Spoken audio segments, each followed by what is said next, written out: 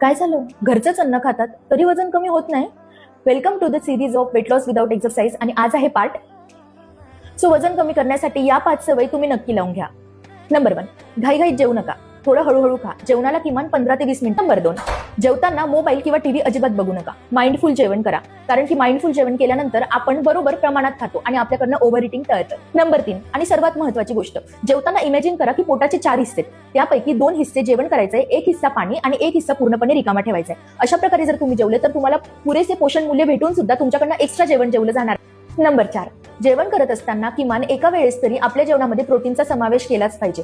डाळ, पनीर, मूग, उसळ किंवा किमान साधं दही हे तरी आपल्या जेवणात असलंच पाहिजे, कारण प्रोटीन शिवाय वजन कमी होत नाही. नंबर 5, रात्री हलकं आणि लवकर जेवा. मॅक्झिमम तुमचं जेवण 7:30 ते 8 वाजेपर्यंत झालंच पाहिजे. सिरीजच्या 5व्या पार्टमध्ये आपण सर्वात महत्त्वाचा मुद्दा बघणार आहोत, त्यामुळे फॉलो करायला विसरू नका आणि रील सेव्ह करा. Bye bye.